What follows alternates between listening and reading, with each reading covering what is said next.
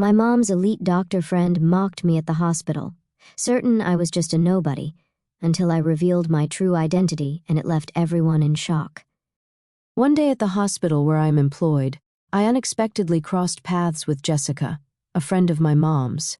With a surprised tone, she questioned my presence, stating that I seemed completely out of place. She warned me that if I came seeking a job, I wouldn't find one, instructing me to go back home. Jessica's unexpected comment left the surrounding doctors in a state of frozen uncertainty. I couldn't fathom what she was implying, hoping it wouldn't escalate into a serious matter that might already be too late to rectify. It appeared Jessica hadn't grasped that making an enemy out of me wasn't wise. However, silence was no longer an option. Addressing Jessica directly, I couldn't help but wonder if she was fearless or simply clueless. With a perplexed look, as if she didn't comprehend the meaning at all, she responded, "Ha, what are you talking about?" Let me introduce myself. I am Emily, a 35-year-old mother with an active 7-year-old daughter and a mischievous 1-year-old son. My husband, John, is 2 years younger than me and works diligently as a nurse at the general hospital, caring for patients. I had a job too, but after the birth of our second son, I am currently enjoying maternity leave. Our family recently moved from a cramped 2-bedroom apartment to a second-hand house bought with a loan. Despite its age, the house has a charming appeal, with a spacious garden for the kids and a soothing view from the rooftop balcony. There's also a lush park nearby where our family spends weekends, turning it into our weekend paradise. The story of Jessica and me began when our daughters, of the same age, started playing together in the park. Jessica, a surgeon at the same hospital where John works, wore designer clothes, and her daughter fit into renowned brands. Excited by the coincidence, she expressed a desire to meet my husband, leading to a planned tea gathering at our house. However, upon Jessica's arrival, she displayed blatant rudeness, appraising our belongings and questioning the history of our house. Her impertinent remarks continued during tea, questioning John's choice of being a nurse and suggesting financial instability. Each word cut deep, leaving us at a loss for words. After she left, I apologized sincerely to John for the uncomfortable experience. Concerned, I contemplated keeping some distance from Jessica in the future. John reassured me with a warm smile, suggesting that while it's good to make connections with neighborhood moms, it might be best not to get too involved with Jessica. As time passed, our family experienced new changes. After giving birth to our second son and celebrating his first birthday, I contemplated returning to work. With John's parents providing support with the kids, I found myself with some spare time.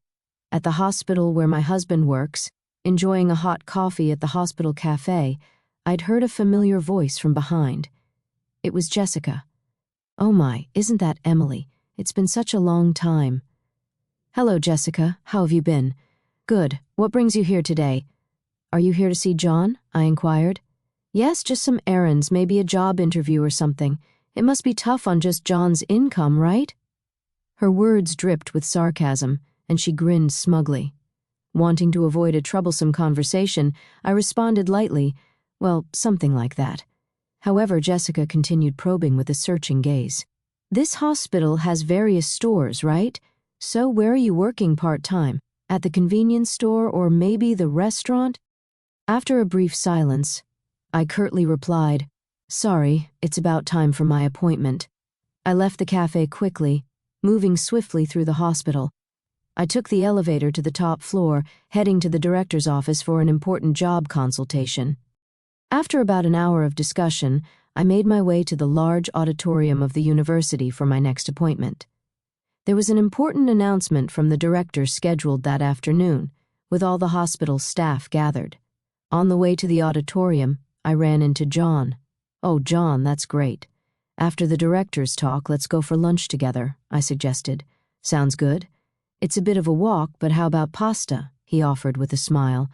"The pasta place behind the hospital sounds good. I haven't been there in a long time. I'm actually looking forward to it," I agreed happily. Lunch with my husband at the hospital was a rare treat. In the hallway to the auditorium, I ran into several doctors, engaging in brief conversations while exchanging greetings. John moved ahead quickly, and I followed at a leisurely pace toward the passageway leading to the auditorium. Along the way, I happened to meet some colleague doctors. "Emily, it's really been a while, and I heard you had a child. Congratulations from the bottom of my heart." Warm words of congratulations were exchanged. Another doctor joined in. "Emily, you were such a big help here. We've been in quite a stir since you left," he said with a laugh, hinting at the struggles. Then another one asked with interest, "Is your return imminent?" Despite such inquiries, the reunion was comforting, filled with nostalgia and relief to see my colleagues well. But the atmosphere quickly changed.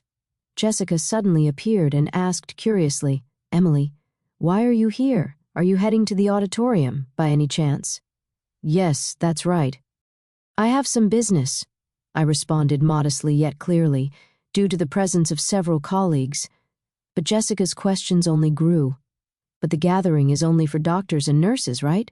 Why would a part-timer be here?" she asked, not hiding her skepticism. Her remark brought silence to the corridor, a silence that seemed indicative.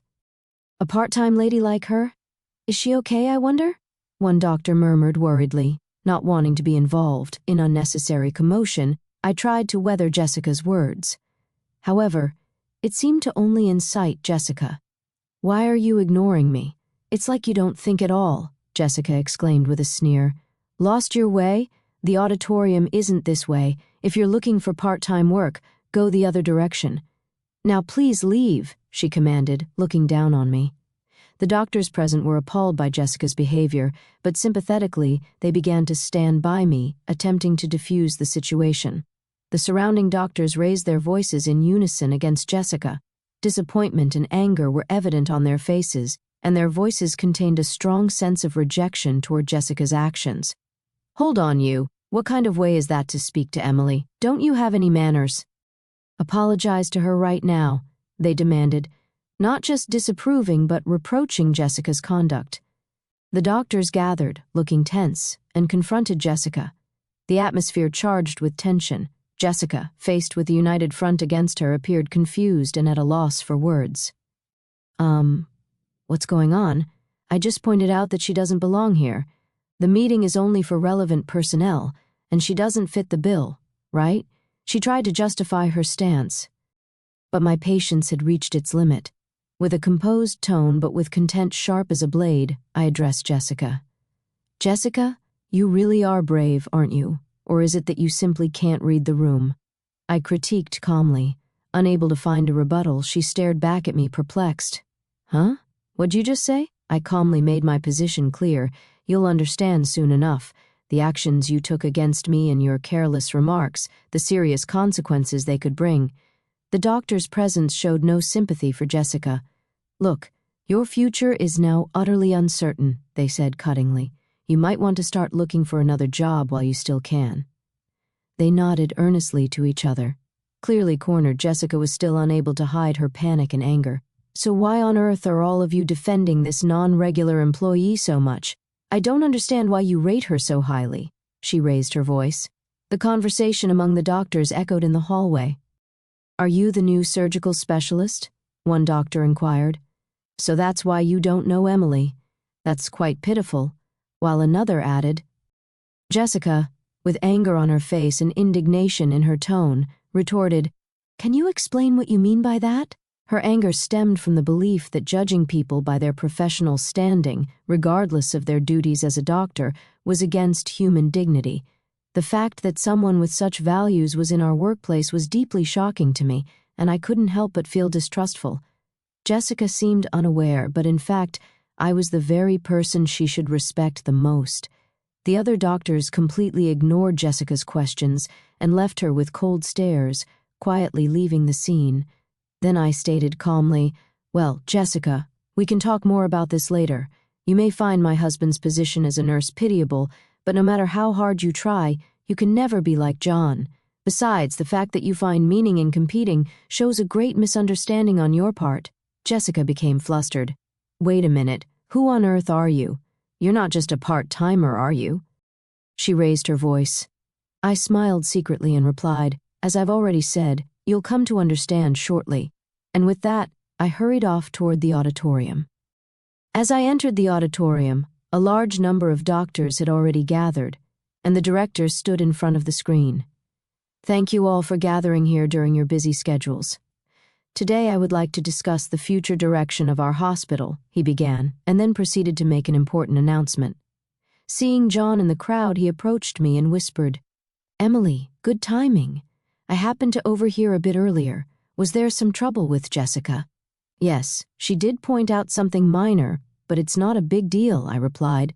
"Interestingly, it seems she has misunderstood me for a part-time worker at this hospital," I replied. John looked incredulous and responded, "No way, Emily, as a part-timer?" We couldn't help but suppress our laughter at the absurdity of the situation. Amidst this, the director concluded the explanation of the annual business plan and moved on to a significant personnel announcement. As you all know, our hospital is well staffed with an adequate number of doctors and nurses. To further improve the quality of our medical services, we plan to actively implement overseas training programs. The first training is scheduled in 2 months, and we will select 5 doctors and 5 nurses for it, he declared. This announcement was met with cheers from the attending doctors, and everyone was excited about the prospect. Overseas training meant an excellent opportunity to learn about the latest medical practices in the world. Since it was the hospital's first initiative of its kind since its establishment, everyone's eyes sparkled with the news. The director continued solemnly, yet with an undertone of expectation, "Now, let's proceed with announcing the names of those who have been selected."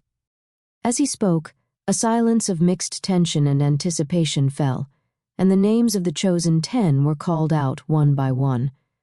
Although John's name was not called this time, his expression did not show disappointment.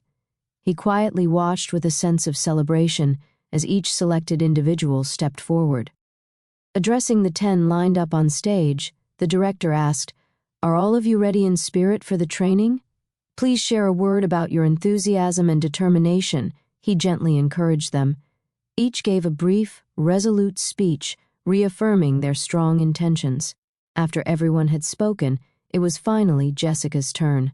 With proper decorum yet confidently, she said, "I am truly grateful for this valuable opportunity for training.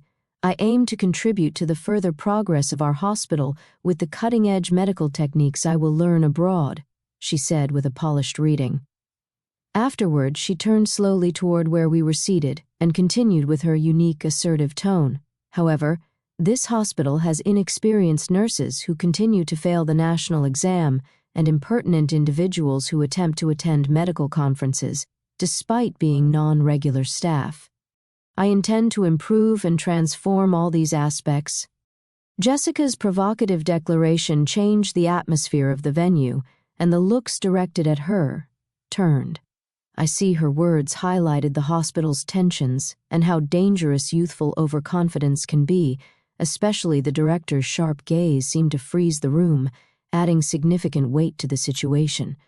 The director, maintaining his composure, asked Jessica, "That was about those 2 sitting there, wasn't it?" His smile was calm, yet did not reach his eyes. "You said there were unsuitable people mingled here, right?"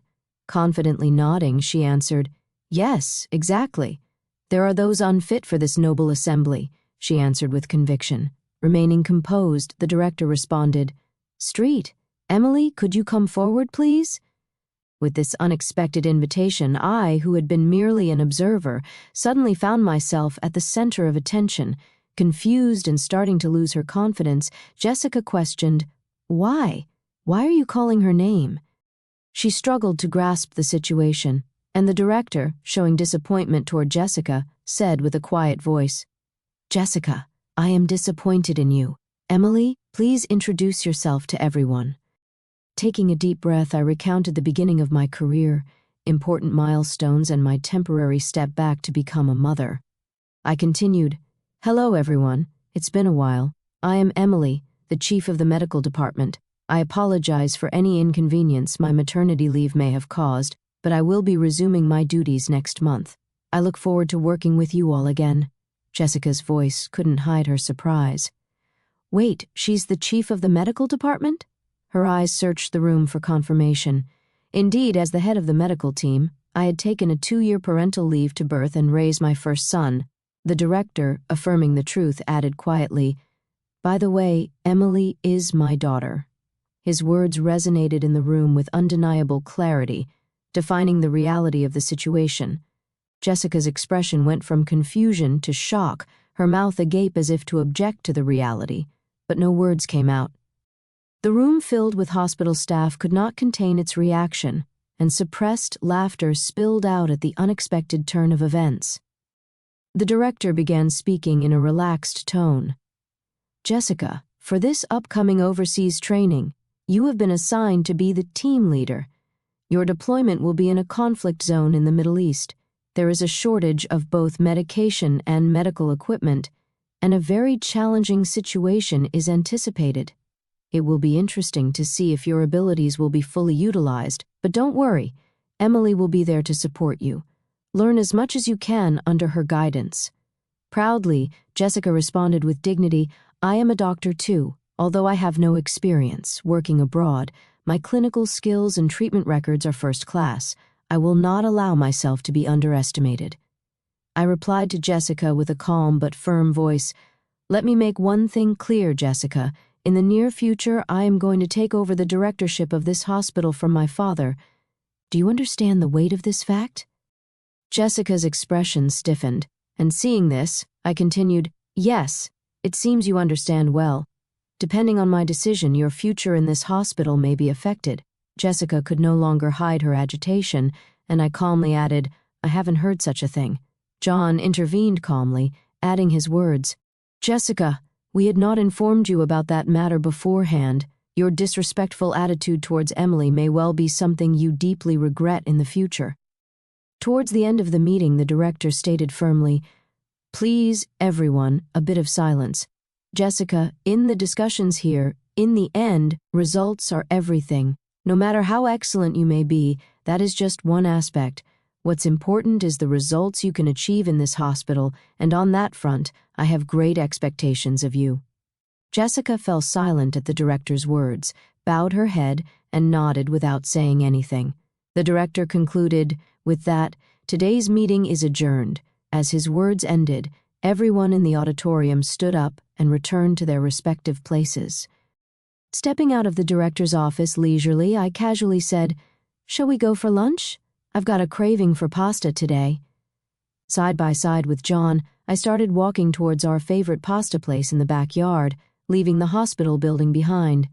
As we were about to pass the small smoking area set up behind the hospital, I spotted Jessica, who appeared to be deep in thought, taking a drag of her cigarette. The moment our eyes met, Jessica awkwardly looked away. At that instant, a sudden event caught our attention. A loud crash sounded, and right before our eyes, a car had rear-ended another in an accident. John and I sprang into action immediately. The area was nearly deserted, so it was crucial for us to move quickly to help. "Are you okay?" John called out with concern and quickly checked on the people involved in the accident. One was the driver in the car that was hit, and the other was a pedestrian who happened to be walking by. Jessica also rushed to the accident scene following us, but seemed overwhelmed by the chaos.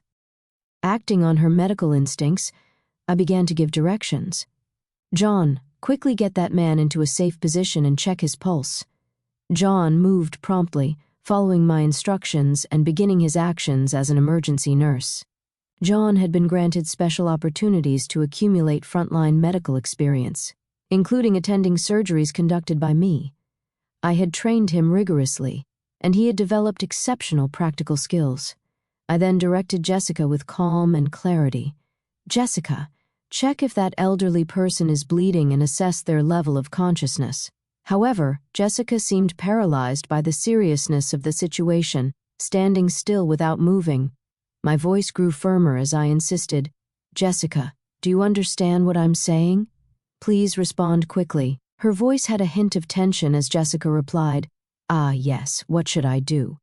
Her panic was evident, and instead of helping, it seemed to add to the confusion at the scene. I rebuked Jessica firmly yet patiently. "Don't you know what to do in an emergency?